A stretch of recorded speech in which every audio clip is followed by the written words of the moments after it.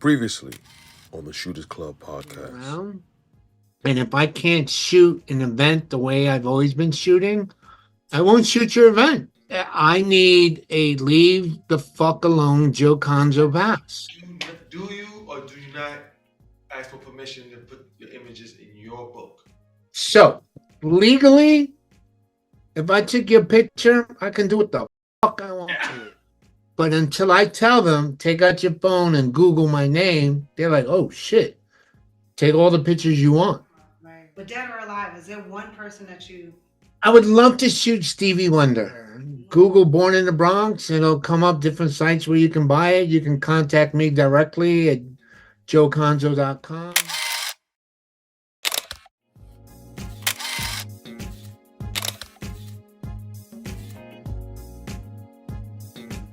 What up? It's DJ Tariq, one of the hosts of the Shooters Club podcast, photographer, videographer for Fame Academy.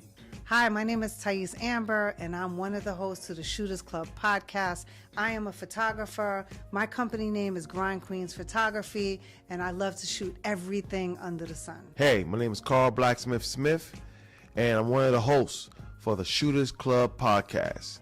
I'm a photographer and videographer for Grind Queens Photography.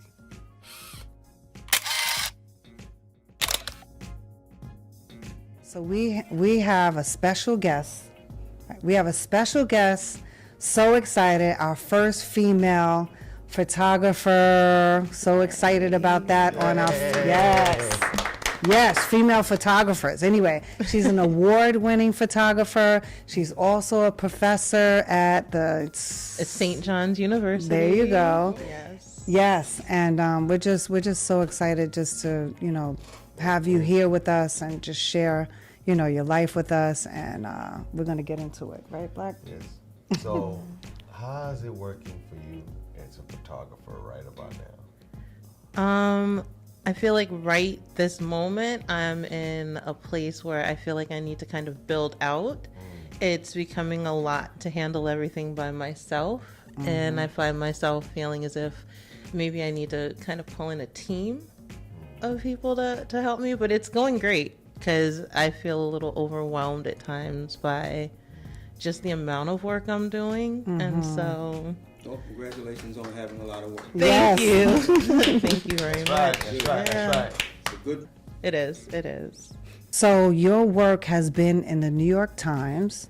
Yes. Tell us a little bit about that. So recently, well, not recently, like 2020, one of my images that went onto the wire with Reuters was on the cover of the New York Times and the cover of The Guardian, and it was on 2020 and just all over the place, licensed into a commercial. And that came about through me signing with Reuters in 2020. Okay, so you're with Reuters. Yes. You're with Getty. Yes. You're a professor. Yes. You also homeschooled your children. My goodness, how have you done it all? How do you do it all? Honestly, I kind of redefined, I have a really long to-do list. I never expect to get all of it done. I go to sleep with, knowing I've got to wake up and jump back into things. Just kind of not taking myself so seriously and understanding I'm only one person. I'm not perfect, and just trying to be better tomorrow than what I was today. So I tell I'm the type of mom, I'll apologize to my kids if I felt I was wrong. As a professor, which I've been for 11 years now, when I first started out, I felt like I had to know everything, and I was deeply insecure about not knowing everything. But now I'm just I embrace it. I don't know everything. I'm one person. But if you have a question I don't know, I'll look up the answer. I'll try to point you in the right direction. Right. Yeah. As a professor, and you've mentioned not knowing everything, of course, sometimes children, we look up to these people and we think they know everything. What is your main forte or focus while you're teaching? Oh, that's a good question. What are the classes that you teach? So the class I teach is Intro to Photography for non-majors. I try to make it the fun class because they're not majors. They're not necessarily going to be photographers. And even if they do fall in love with photography in my class and decide they want to continue, they have so many more classes to go. So my class is a little bit of everything. I teach them how to use an SLR. I teach them Adobe Photoshop. We do a little history of photography. I introduce them to tons of photographers. We talk about social media, we talk about ethics, but really my class is a lab class, and so they come in with their work, we load it up on the computers, and I'm over their shoulders helping them edit to the level that they want and print it out, because when I went, we were mostly in the dark room, and we had a very small digital lab. And then through the years, it's now changed that every single student has their own computer with all the software and their own printer with a 17-inch tray. So they can print their heart away the whole class. What software are they using at the school? Adobe mostly. Lightroom, yeah. Photoshop. But I've put like Photomatics on the computers also for them to play around with HDR.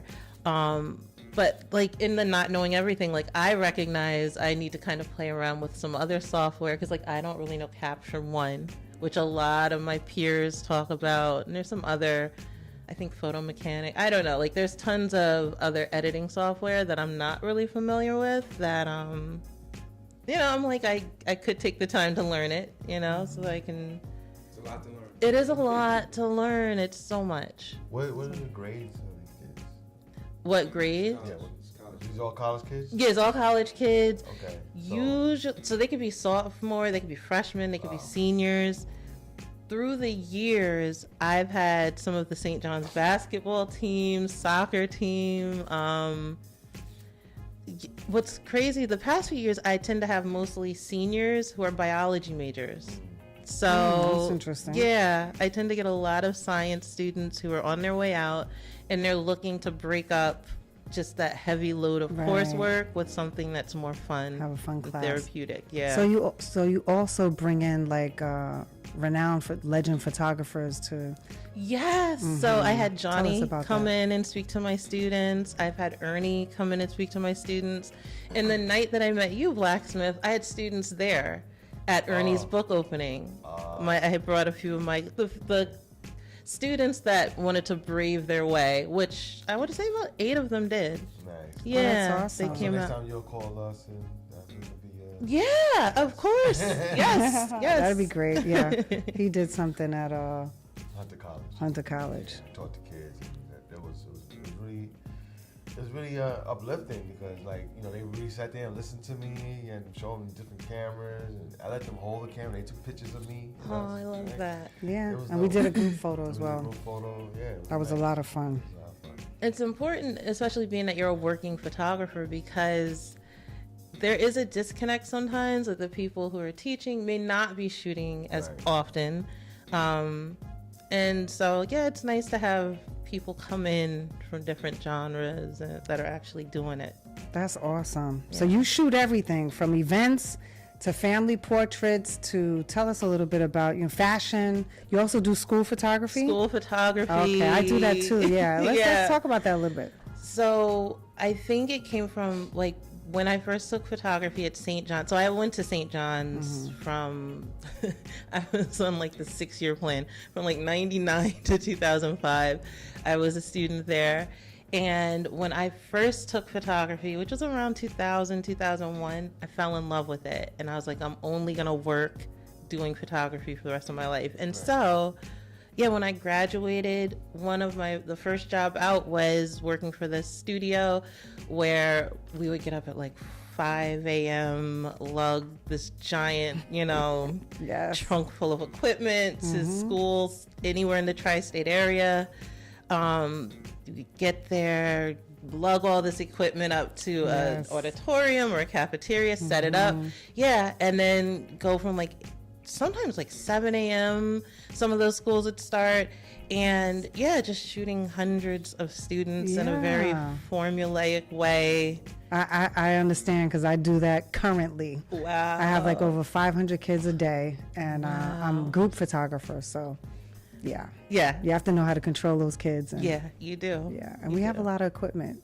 Yes, it's a lot. I still do it, but not on the same level. Like, so before I was working for a studio. Now, so maybe like, I don't even know what year I started. I'm trying to think of the year. It was probably like 2012, 2013. Through sheer chance, I bumped into these women who my mom grew up with, and it turned out that they had their own school photography company. And I was like, oh, I used to do that. And they were like, well, come assist us. And I was like, sure. And so I assisted them for a few years, and then they actually sold their business, and I wound up taking on a few of their preschools. So I still do it, but for really little ones, and you know, maybe a class of like 30 or 40, nothing over the top. And I inherited a few of their dance schools. So I do the dance photos and stuff in the springtime. Yeah, that's amazing. Yeah. All of my school photos are terrible. I'm traumatized. Try to be cool. In junior high school, I try to put my collar up like the fawns. Yeah, and they just don't let before the flash goes off, it flops over. Oh, All my no. school photos are terrible. Why, the teachers been taking your photos? No, they had a professional photographer. But, you know, but before photography, what was your life like? What were you doing? Before photography, Or you've been doing that your whole life? so I've always had a camera my whole life. I've always been fascinated with photography my whole life. But yeah, I didn't take it as like a serious career option until I took that class at St. John's. So before that, I kind of laugh at myself. I wanted to be like, I wanted to be a singer, right? So in my head, I was gonna be like Beyonce level, you know. Like, I'm gonna be Nice. I told my family, I was like, I'm not going to college. I'm gonna pursue this singing career. And I did sing backup on a few things. I met Nas's father and sung backup on one of his CDs as a teenager. So that was like, you couldn't tell me that's not what I was gonna do. Right. So you have to sing the phone book for us. Absolutely not. No, I've definitely lost that. I don't sing anymore. And I had terrible stage fright. So I don't know how that was going to work out for me at all. Wow. Will you classify yourself as a photographer-wise? Like, celebrity photographer? Or... You know what? That's a good question. I don't. All right. I would say that my real love is nighttime landscape. Nice. And that's what. So when I Taking pictures of the sky and the moon. I have my little laptop here, Yeah, show us, please. and so You might have to can. physically put them in. Yeah. So then you know what? Should I show them? Well, here? show Yeah. them. Yeah, you I can don't show know a little if bit. it shows up. You took that right there? Where Yeah. Wow, that's amazing. That's a good question. Somewhere in Manhattan. I'm really bad with locations, so I never know where things are. is This that- is Chinatown. Okay, Oh, love so Chinatown. You edit it and you Yeah. put some effects in it. No. So okay, what I do is I set up the tripod That's beautiful. and I'll take the same picture maybe like 8 or 9 times, but I'm exposing. So like the first picture will be pitch black and all you see is the lights. Wow. And then the next picture, I like slowly open it That's up, at open Dumbo? up. That's under which bridge? This is the 59th Street On 59th Street. bridge from Roosevelt Island. So that Oh. technique is technically It's similar to HDR. Yeah. Yep. And I did all of these like 2010, 2012, and that time frame. And so I didn't have the technology that's available now. It still looks wonderful. Thank you. They look like oil paintings. Yes, when you print it does. So are you selling these photos? You put them I online? so I was selling them. I'm not selling them currently. Although if someone wanted to purchase, I You don't absolutely. put them on the online place where people. No, not really. I perhaps should. I should, but that's what I mean. Like, I really feel like I do need a team to kind of Yes. help me. I can see those photos on some type of gallery. You put a, like a little personal gallery, and people come and check them out.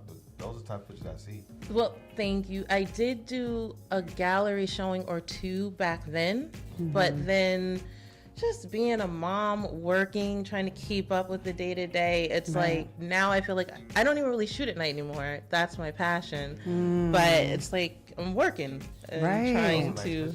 Thank you. Yeah, I have a You're whole. gonna bring the kids over to the studio, but let them run around, and you go shoot at night, and you come back and get them. Wow. So Or you could just start teaching them.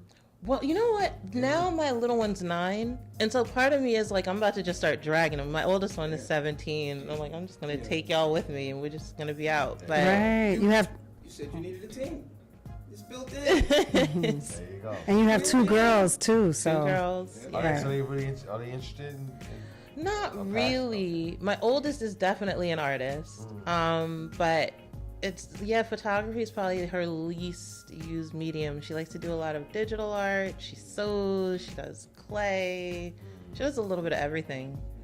If you can impress upon her that learning the photography will help with all of that stuff, because like me studying art, I'm studying color now, all of those things work together, you know. So just seeing things in a certain way, understanding light and shadow and all that stuff will help her with all the other stuff that she wants to do. I'm definitely gonna tell her. Yeah. Definitely will. I have a little nephew named Carter, and I bought him. I went to Amazon, bought him like a little point and shoot camera, and he's going nuts over it. And I told him, I said, save those pictures because you never know. By the time you get my age, they could be worth something. They can be valuable. Absolutely. You never know. Yeah. So he going look at Uncle Carl. You know, he's showing me pictures and stuff. So It's because it's magical. It's so cool. It's like you and point. he's only 3. Yeah. Oh, wow. Oh, that's a great gift for Carter's him. 3. yes. My girls too. I mean, at first they were like, "Mom, you take pictures of everything," and so now they're a little bit older, 16 and 19, and now they take pictures of everything. So Yeah. I think you rub off on your kids. you do. You do. Yeah.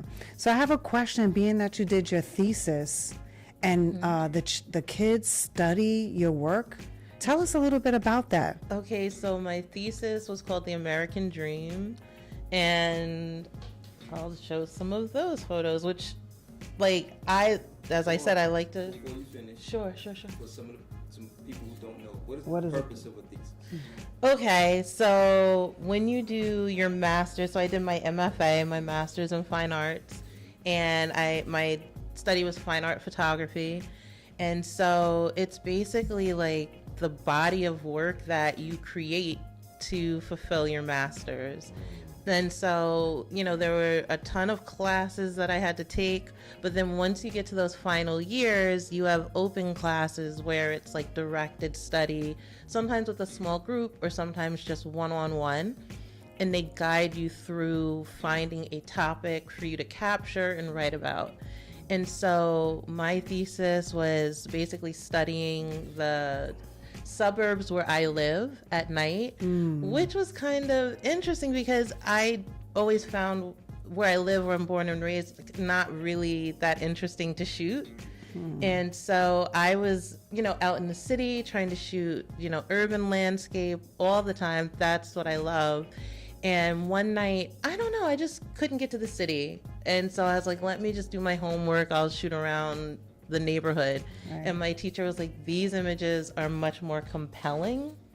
And so like this is one of them. Oh, that's beautiful. I love the colors. Thank you. Yeah, I love color. So look, you was taking a picture through a glass, a plexiglass or something. No, so what I would do is I would shoot obviously like vertical shots, and then what I eventually wound up doing was an entire 360 of the landscapes, but like I worked through starting out with like just 3 shots as a triptych, and then I would do the 4 shots, but like this was actually one of them. This is my backyard actually. Wow, and so it's beautiful. It's 360. So yeah, when you're standing in front of it.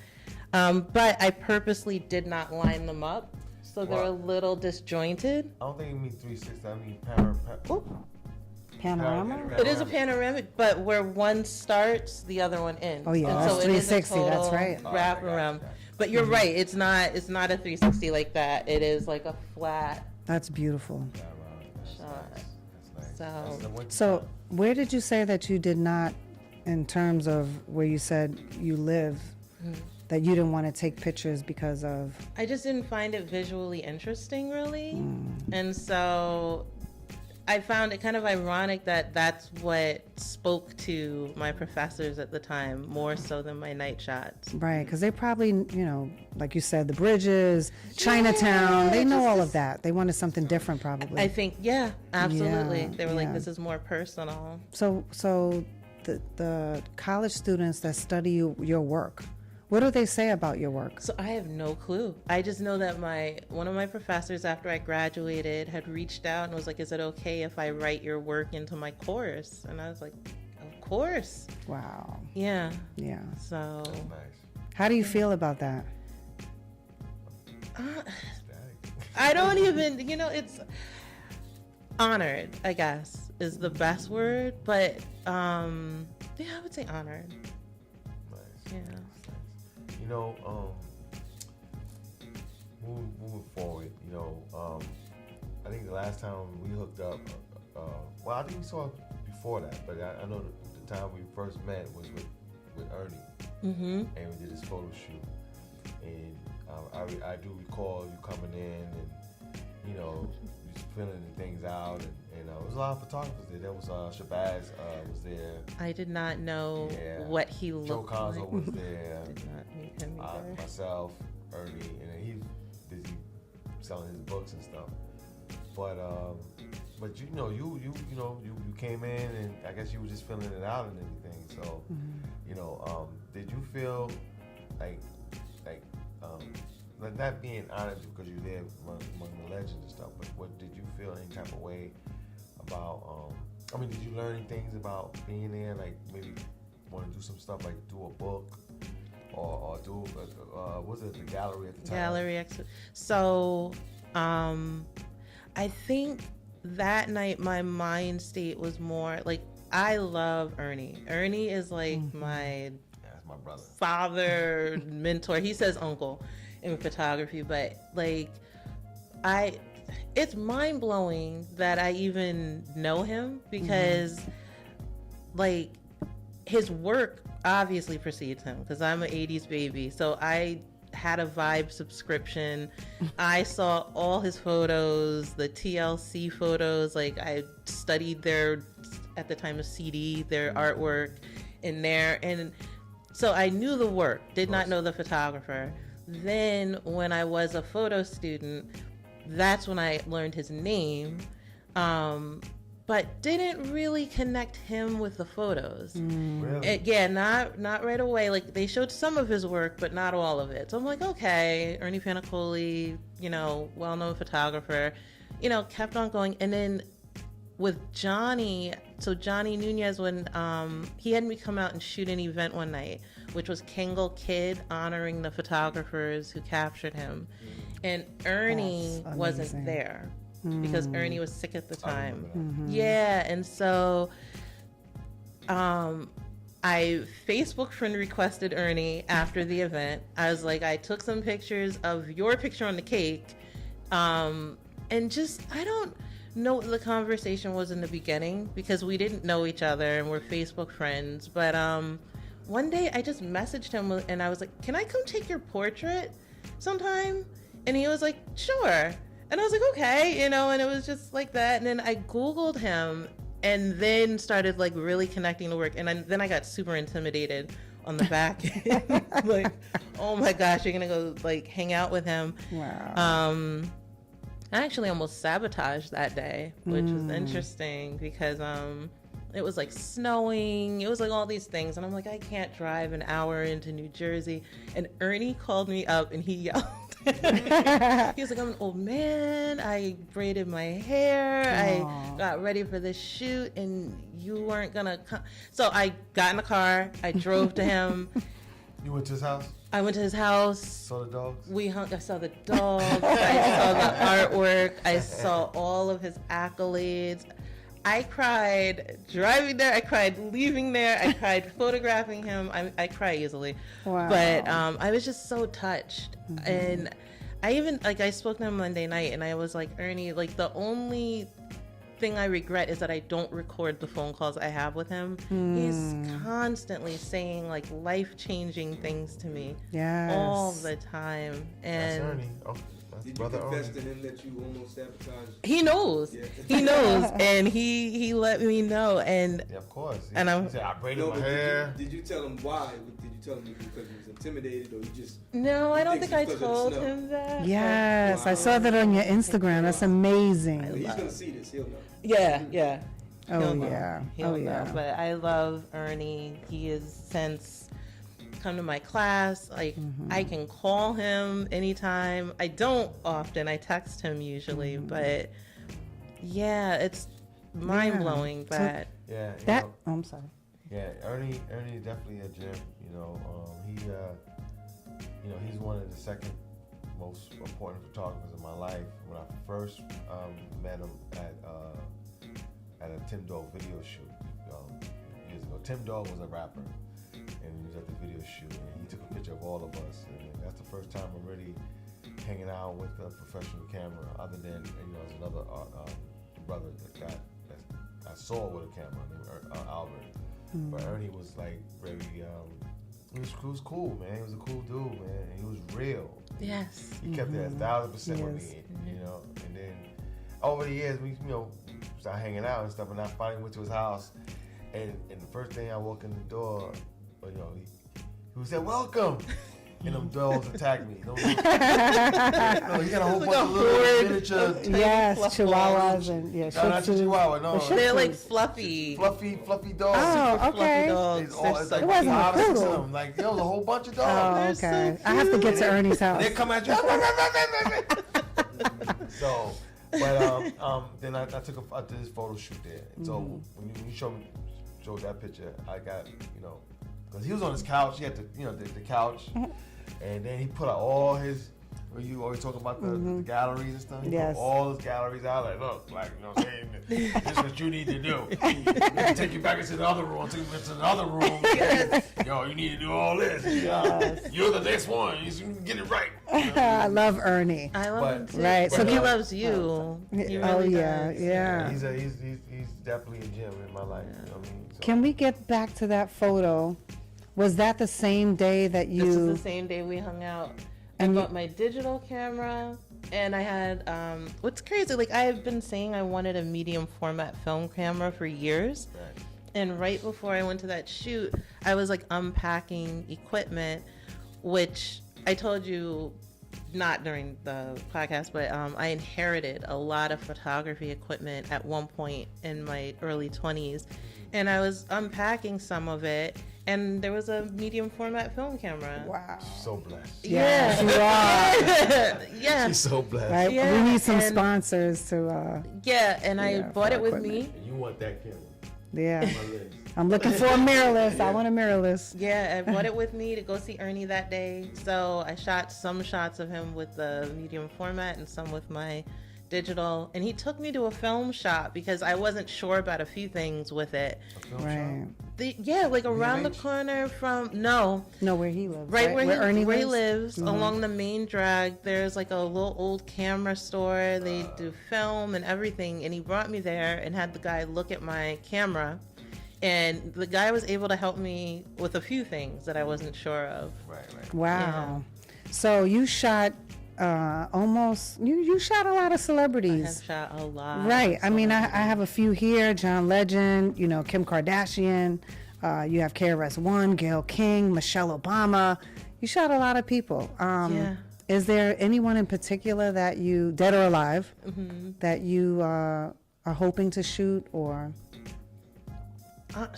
Honestly, like I want to take pictures of everybody. And it's funny, like I feel like I'm an accidental celebrity photographer in that I didn't seek it out. It just started to happen through the years. Like 1 year I'll shoot this person, or like at one point I was following Johnny around when I was doing my MFA. My homework in my documentary photography class was to literally photograph Johnny, because they were like, pitch us something to shoot. And I was like, well, I met this photographer. Can I follow him around? And they were like, yeah. And Johnny was okay with it. So I shot him shooting. And during that time, like he and I became cool, so he would send me to shoot celebrity things. I would love to shoot Beyonce. Actually. Okay. So now, you know what? That will be the day, or Barack Obama. Like, That's, either one of those that's what I would two, like to probably. shoot. I got Beyonce already, but I would like to shoot. Yeah. Wasn't there someone that you said you wanted to shoot yesterday besides them? I can't remember. Oh, okay. Right. Who would you shoot? Me? Yeah. Just like Derek Williams yesterday, one of my favorite people of all time is Sade. And everyone who knows me knows that I love Sade. I'd love to shoot Sade too. So I play her, you know, all the time, you know. Same. So I'm like, you know, if you, that's just like, you know, it's very interesting. When I started doing celebrity photography, it was kind of hard because it was like the Rakims, the KRS-Ones, the Big Daddy Kane, you know, we grew up listening to them. Yes. So when they're in front of you, you're like, you want to put the camera down and To just be a vibe. fan. No, I have to be professional. Take that photo. Yeah. Does that happen to you? Oh my gosh. So it's happened to me a few times, but I would say the first and most notable time, it was Summer Jam. It was in the 2000s. I don't know when. Johnny called me and he's like, hey, are you free tonight? And I was like, yeah. And I was so excited. I was like, he's gonna have me shoot Summer Jam. And he's like, can you go to the Village? And I'm like, the Village? And he's like, yeah. He's like, I need you to shoot this event. So I was already just like, oh, okay, fine. I will go to the Village and shoot this event, of course. But I was a little bummed it wasn't Summer Jam. I get there. There's newspaper on all the windows. And I'm like, okay, this is different. There's gigantic bodyguards out front. I'm like, okay. I go inside. It's L.A. Reid's private birthday party. Nice. And there's only like 20 people in attendance, of which Jay-Z, Mariah Carey, and Steve Harvey. And so I feel like I have a photo or two of that here too. But that night, I was in there just like, my mind was blown. I did not know how to act. Wow. I'm like, do I overshoot? Do I not shoot? Because I didn't want to be awkward. I didn't want to Right. be. When was this? When was the year was this? Well, first of all, I'll show it Yeah, that's- again. This is Jay-Z before Before his braids. his braids. So this is like maybe like 2017. I know the LA Lakers were playing in the playoffs because his cake was LA themed. It was like an LA Laker. 2017, 2018, something around. Yeah, somewhere in that time frame. Yeah. Yeah. So I was in there and and then like this shot. I'm like, I'm shooting this on my 20D. Yeah. I had like I didn't even I was in there like, this is crazy. Right. So I would say that was probably the most mind-blowing moment, just because I wasn't even in that lane all the way yet. So that was Right. wild. Wow. Yeah. Yeah.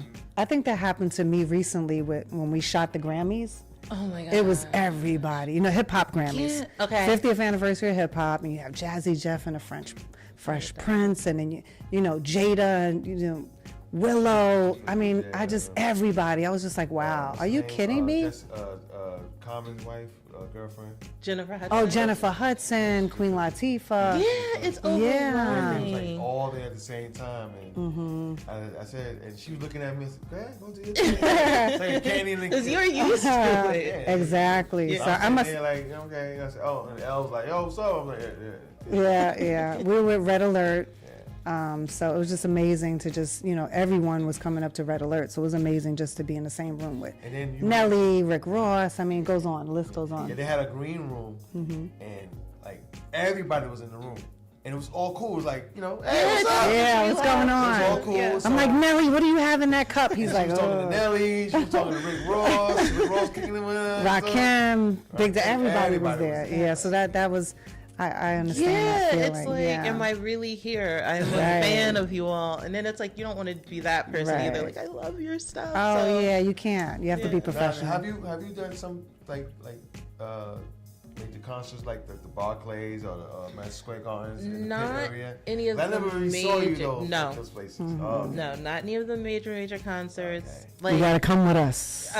We'll recruit you. Ready.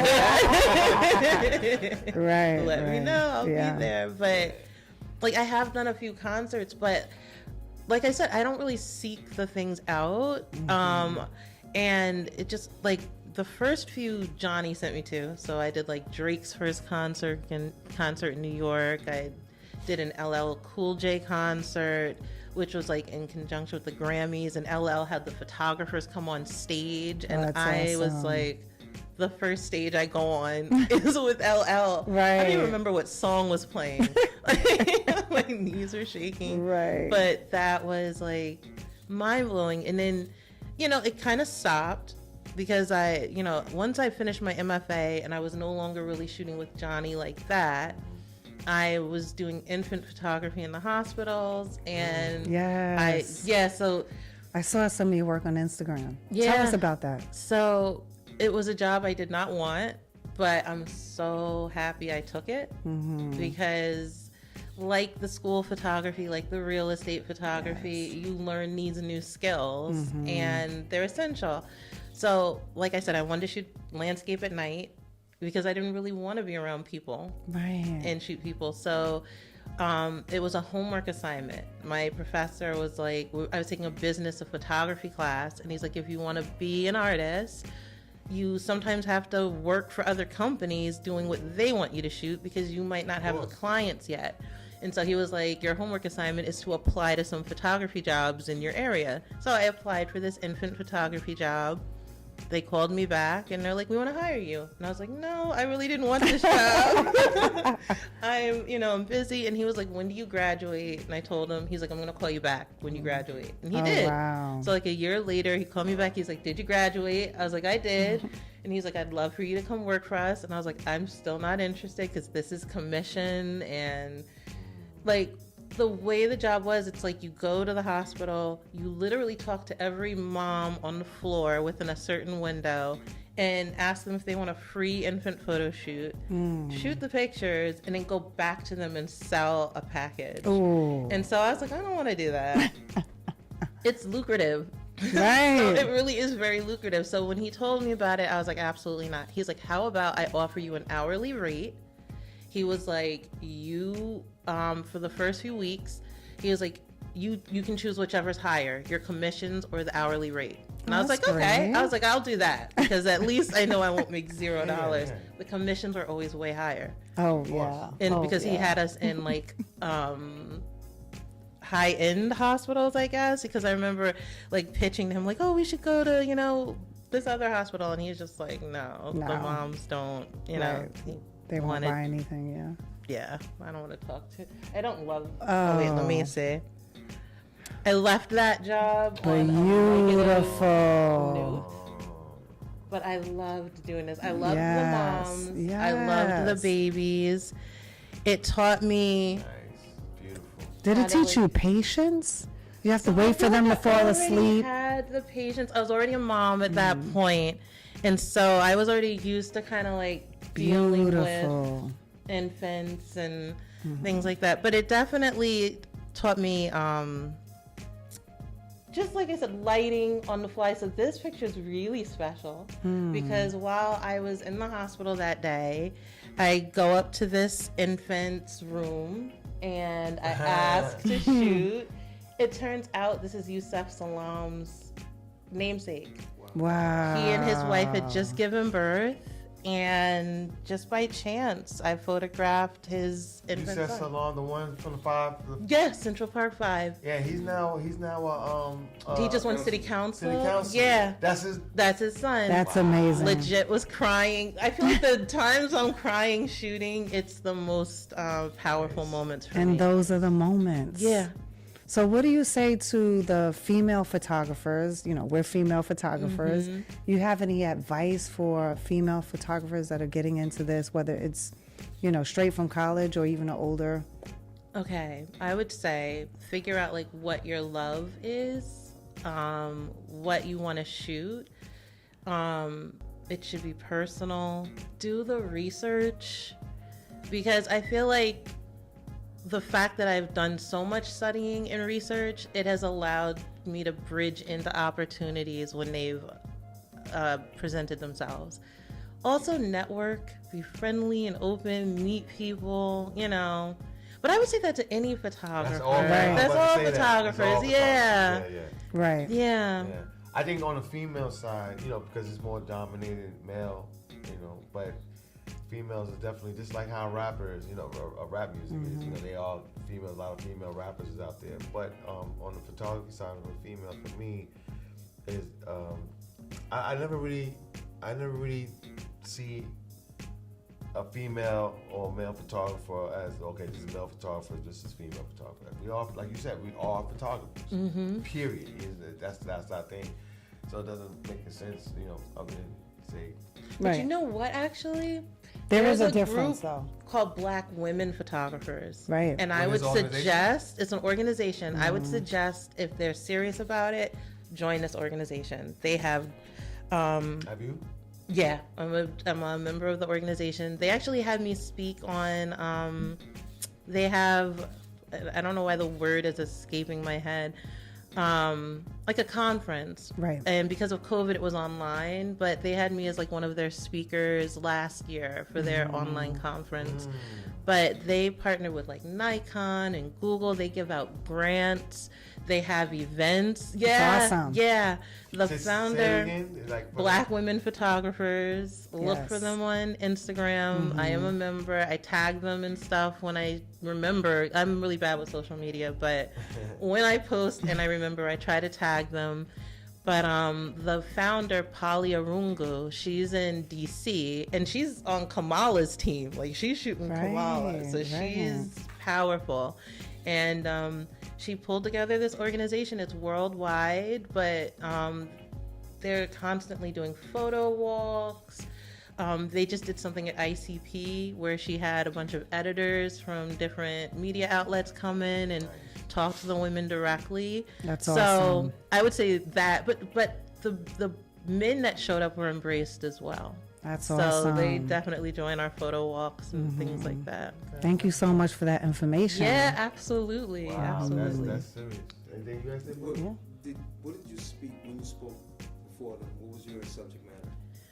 Oh, when I spoke for them was balancing motherhood and a freelance career. And I was actually invited to be on a panel for the Northern Short course coming up at the end of February, and I'll be speaking on the same thing with them, which is freelancing and motherhood. Right. Would that be online? Is it something that we can watch? So the Northern Short course, it's a 3-day conference, and I believe that it's all in person. Okay. And where is it going? It's going to be in the Hilton in Parsippany. I have one more question to ask you. I know you said you worked for Reuters for a while, then you went to Getty. How's Getty's treating you? Like, Nice. They're very. I love Getty a lot. My main editor, his name is Michael Abbott. Like he and another woman named Jennifer, they're my main 2 people that I work with. And if something with celebrities pops up, I can pitch it to them. But most of the time they're sending me to something. And it's always like I have the choice. So they'll let me know like this is the event and it's either as a contributor or a stringer. And I can always take it or leave it. Oh, okay, that's good. Well, break those down. I'm on. Okay, so with both Reuters and Getty, with Reuters I have only a stringer contract, and with Getty I have a contributor and stringer contract. With the stringer, what they do is they'll tell me like the job costs $350, $450, $550, $800. This is what we're gonna pay you. Once I go and shoot it, they pay me. They have the copyright for those photos. Right. So when I shot Kim K, that was as a stringer, and they paid me for those photos outright. That was it. That was it. When I shot Michelle Obama, they gave me the option, and I shot it as a contributor. When I shoot as a contributor, they don't pay me anything. I go on my own dime. That's my photo. I own the copyright, and then I receive royalties off of every time that photo sells. And so That's even better. depends. I'm learning. In my head, when I first started, I was like, I want to shoot everything contributor, but I'm realizing that not everyone sells. Right. And then sometimes there'll be people that are not on my radar, and they're selling like crazy, for example. And it's like, it makes sense in retrospect, but like I photographed someone named Demis Hassibis. I don't even know if I'm saying his name correctly, but he's the Google DeepMind CEO.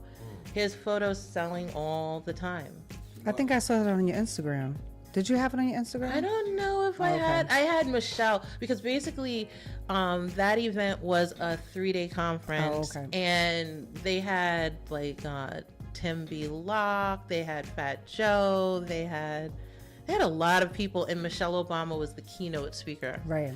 I did see that one. Yeah, I definitely posted that. Fat Joe's version when he spoke. Yeah, I photographed him when he's Okay. yeah. Because I think it's online. You can see when he spoke. Correct? Oh, it might be. It was a Wall Street Journal's event, so they definitely recorded it. Was he giving life advice or something like that? I think he was talking. So I didn't get to listen to his whole thing because they had 2 stages, and I was covering both. But the little bit I heard, he was talking about his book, Oh, okay. and it was a while ago. I do remember enjoying what he was talking about, but now I feel like it's gone from me. But yeah, I feel like the theme of it was like the future of. It was called The Future of Everything. And so I think whatever he was talking about, it was like relating into hip hop and stuff, but I don't remember exactly. So you have a quote that says, "I cannot begin to say how much I love photography and all of the places it has taken me." Yeah. So tell us a little bit about why you have that quote a lot on your Instagram page. Because like I said, I wanted to shoot nighttime landscape, and at the end of the day, like I think photography is magical. I love the subject of it. And so because I didn't really have, I think, a goal of shooting celebrities and things like that, when I find myself on stage with Rakim shooting next to Blacksmith, legendary photographer, legendary rapper, and I'm like, am I really standing here? I was standing next to Corey Wise while KRS-One is on. Yeah, it's mind blowing. Yeah. Or even photographing Jay-Z. Or I was asked to shadow King Charles's sister, Princess Anne, came here for a visit, and they asked me to shadow her throughout 3 events. And I was just like, how am I standing in this room right now? It was like, yeah, it is mind blowing. Yeah. And I feel like the only reason I'm there is because of my camera. Right. Yeah. I feel like that too sometimes. Yeah, definitely. Yeah. I remember there'll be times I walk in without my camera, and then yo, where's your camera at, bro? Come on, man. I know. Come on, you ain't bring your camera, bro. Yeah. And we go back and then so sometimes people will invite us to places, and then I'll be like, I don't want to be invited. I want to work. They want you to go with the camera. I've had that. And then I have people say, oh, you got to bring your camera, man. Just come and hang out. I was like, but, you can bring it anyway. You can bring your camera. Maybe you get a couple shots. That's all the time. Yeah, Joe Conzo said yesterday, he said, man, listen, if we can't get into an event, and when he says, if it's like, leave me alone, leave me alone pass. Leave me alone pass. He wants to shoot. He don't want to go. Right. He wants to get in. He wants to do his thing. Yeah. Yeah. There's a lot of restrictions now. Yeah, there are. Yeah, it's like the first 3 songs, and then they want you to. Yeah, but we like to shoot everywhere. Yes. Backstage, front stage, sides. It doesn't matter. Like. Yeah. I'm gonna keep it 1,000% with me. When they talk that nonsense, I go beyond, because basically what it is some type of scout, a person that's in charge of all the photographers. So they put them in a little room, and then when every artist gets off stage, then they'll bring them back. As soon as them 3 songs is over, they got to scope them out. Yeah. So what I do, I don't even go to them. I go straight to the head person, promoter or whoever I'm dealing with, and I get that all access or whatever. And so they start scoring them out, back up and let them go. Not me, yeah. Not me. I don't play them games no more. Yeah. Right. Tell us also about the pandemic and shooting. You were talking a little bit about that. Okay, so for years, so I was doing the infant photography and stuff, and I wanted to bridge into being published, and I'm like, how do I do that? And I was like, I've always been, I would say, like, in awe of Reuters photojournalism work. And so I was like, I want to shoot for Reuters. And so I started trying to figure out how to apply to them. And I could not figure it out for anything. So I was just like, after a while, I just kind of let it go. I was like, okay, I released this. And then 2020, COVID happened, and I live in New Rochelle, which was the first place that COVID hit, and we were the first ones to go into lockdown. Yeah. I'll tell you about that. And so, like, on Facebook, I'm part of a Moms of New Rochelle group, and they were like, Dr. Oz wants to talk to you all about this. They were naming all these different famous people, and then they were like, there's a a journalist from Reuters wants to interview you all. So I was like, oh, I'll do that interview. And so I called him and did the interview. And then at the end of the interview, I was like, so you know how I mentioned that I'm a photographer? I was like, how do I connect into the photography department? And he was like, oh, I'll pass your information on. And I was just like, okay, sure. I did not think anything would come out of that. And then the next day, the editor of the North American desk called me. That's awesome. And she was like, I would like for you to photograph your home life now that, you know, everything has gone into lockdown, the fact that your children won't be in school anymore, just the changes. She was like, so that would be like an assignment I'd like to see you shoot. And that was, you know, and she offered me the stringer contract. And once again, I cried because I was like, oh my gosh, Reuters finally. But yeah, that was Reuters. They really are. They really are. I think they won the most Pulitzer prizes out of all the organizations, and so. Man, the whole thing is sending you out to Afghanistan. Well, that's what's hilarious. Is like I'm not built for any of that. So I've met some of the other photographers that really do that type of stuff or cover politics, and I'm just like, okay, I'm going to stay in my lane. I wanted to do that. I really wanted to do that at one point in my career, but after I heard the stories. Yeah. And then, you know, sometimes, you know, like, if you die out there, then.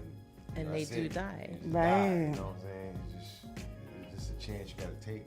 You go out and, shoot those countries. And stuff, Yeah. One of my favorite photographers, Joel Sartori, he shot for National Geographic, and he went somewhere in one of them jungles and got bit by something, and he needed chemotherapy to cure whatever he was bit by. And I was like, that's not for me. That's not for me. I'm gonna stay here, and you know. It's definitely what you say as an experience as a photographer, man. Like, we are blessed. Yes, we are. For being in this thing, you know, photography, and me, you know, just starting this whole thing. You know, me and Tice and Tariq was just talking about, you know, broadening our horizons with this. You know, doing doing some type of organization, be down with some other organizations and doing some charity work or whatever in the name of this, sponsorships, you know, memberships. We think about doing memberships and people getting down with us, all the photographers and video guys. So we got reunions, parties, you know, everything. All of it. I love it. We're writing it down. Like, we gonna do all this. You should though, because it doesn't exist. And we know, so many. And then, you know, everybody want to be down. So I mean, so far, you know, Joe Conzo, Ronnie Wright, and Derek Williams. They was like, yo, just count me in. I'm down. Let's go. Yeah, they said we love this. And then we gave them a shirt, and they ran off with it. Right. You count me in as well. Yes, we have your shirt. We have your shirt. I just mailed off Joe Conzo's shirt, so. I cannot wait to get mine. Yes, absolutely. So, you know, my thing is that, you know, we hope that, you know, they start to recognize us more, because, like I said, there's no real platform for photographers. Right. But you know, what we starting right now, we hope that it'll go somewhere where beyond our dreams, you know. And those photographers I be seeing on TV, they be taking pictures in the White House and all that. I want to interview those guys too. Yeah, we want to interview everybody. We want to interview them. We want to interview the guy at NASA. photographer, the Bronx Zoo photographer. I mean, all the photographers. Yeah, it doesn't matter. Weddings, Right. you know. I mean, we do a little bit of everything as well too. But you know, we want to definitely get a whole broad of photographers. Right. And just learning the about people, experience. right? Just learning about the photographer's life, the videographer's life. You know, hopefully we're gonna have Ralph McDaniels here, and then all the other videographers. You know, just it's their story, it's their life, it's their, you know, what they do, it's their Tariqs. passion. Yes, the Tariqs of the world. We're gonna get him in that seat. But there's another quote, being that we're talking about this, from Joy, that says for. That, yeah, I love quotes from everybody that says, photography owes me nothing. Yeah, at this point it doesn't. Right. So just tell us a little bit about So- that, because I see that a lot on your Instagram as well. Okay, so just my mind has been blown so many times at this point that I'm just it owes me nothing. So like one of the first times was when I was offered to become a professor.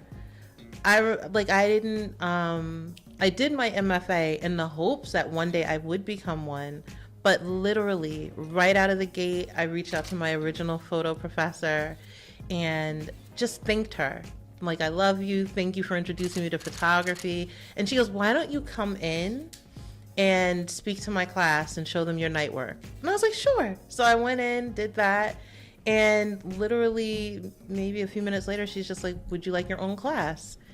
And so I didn't even realize that I was on my interview for that job. Same thing with the infant photography. I think what it is like, I'm just grateful I'm happy to be here. Like I'm happy, like this podcast. Yes. It owes me, like photography owes me nothing, because at this point, so many things have come to fruition for me. I've been in so many rooms. I've met so many amazing people. Yes. And just, it owes me nothing. Yeah. So I'm a tech head. Okay. I want to talk about cameras. Okay. What do you like to use?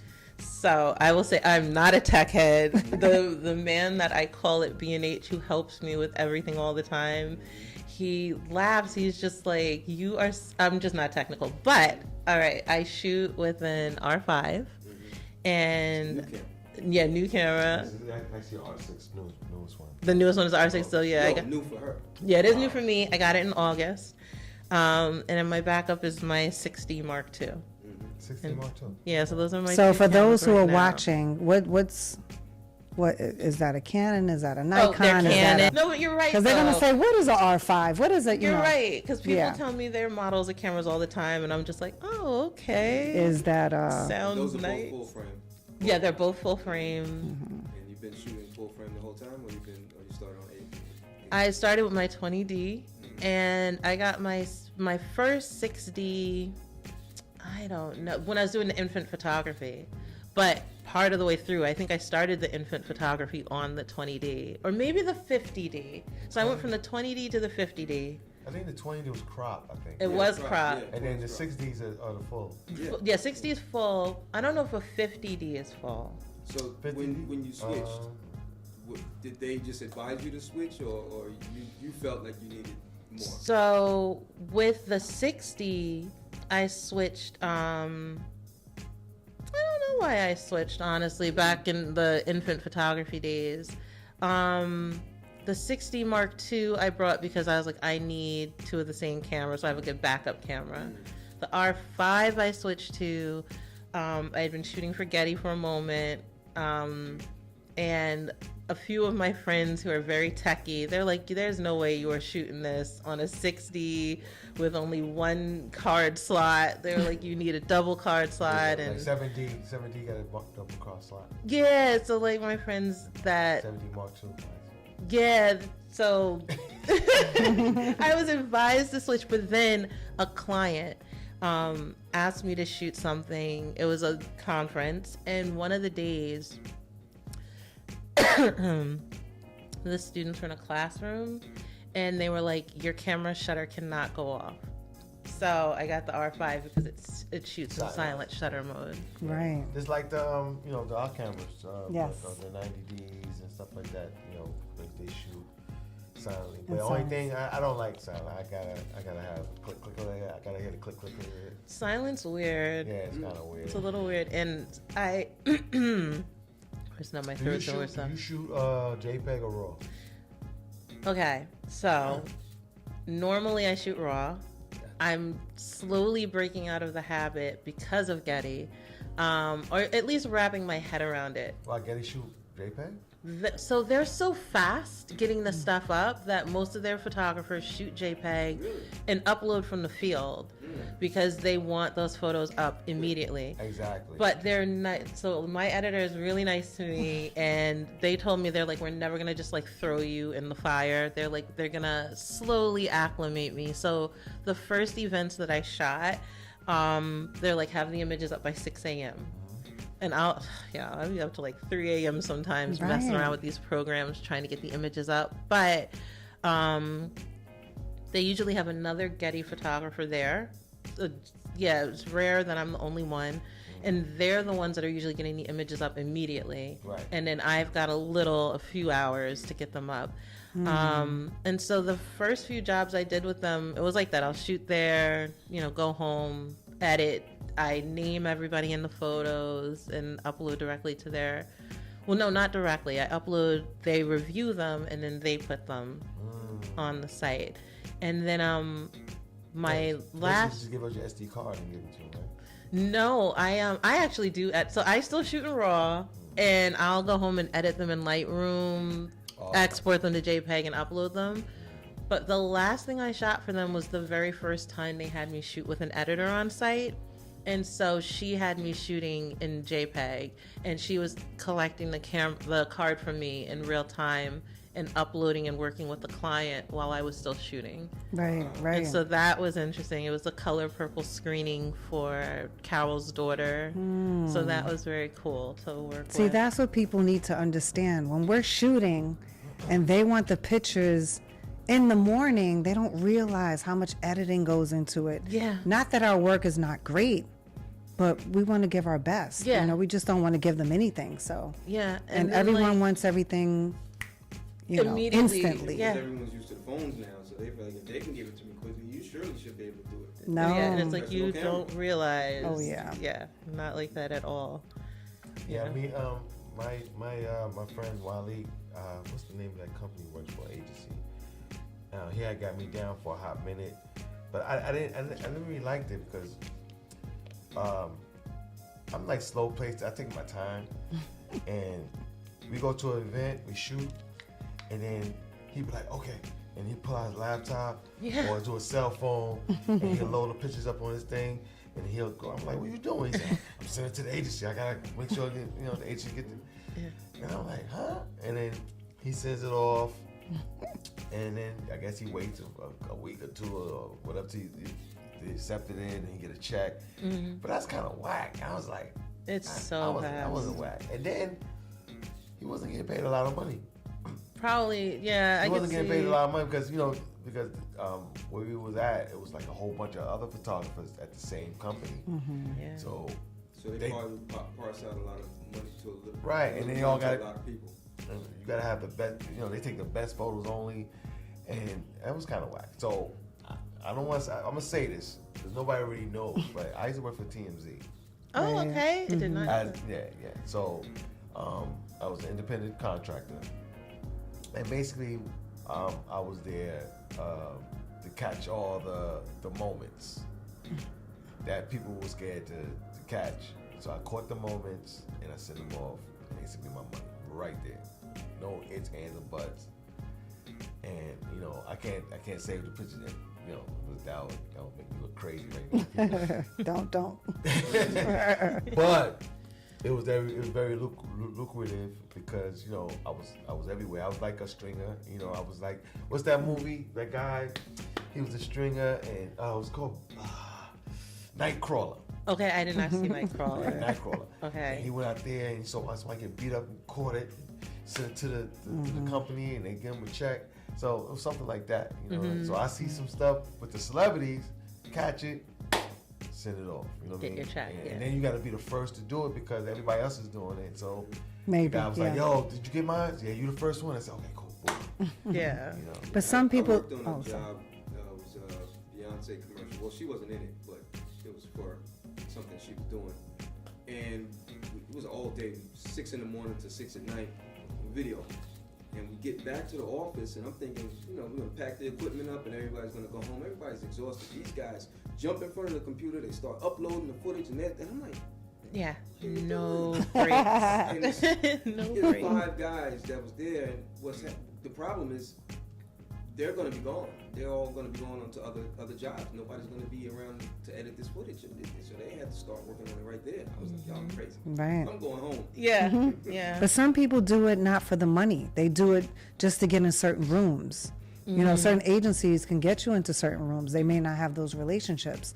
So, you know, that's how I see it sometimes. Like, That's what it is photos. for me. Yeah. Yeah, I definitely do not have like you know, famous people calling me like, "Hey, Joy," I don't Right. have those relationships. So for me, Getty is who's putting me in those rooms, or my clients. My client, like the Princess Anne shoot, that was That would be nice for me. I would do that. yeah, that was awesome, but that had nothing to do with Getty. That's actually probably what made Getty sign me was the princess, because I was already talking to them, but once I took those photos, it was like the conversation ramped up.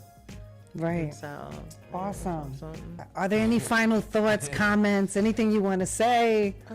Thank you all for having me. Seriously, this is really amazing. It's very affirming for me.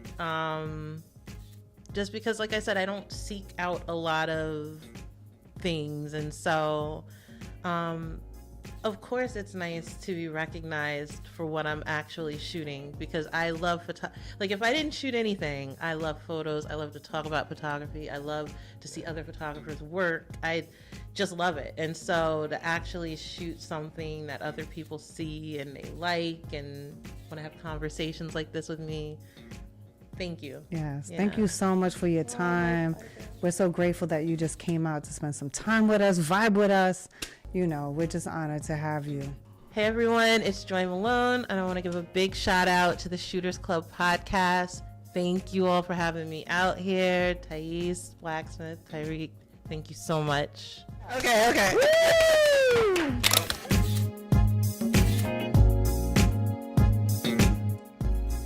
Thank you so much for watching the Shooters Club podcast. Please don't forget to like, comment, share, and subscribe below to our YouTube channel. Thanks again for watching, and have an amazing day.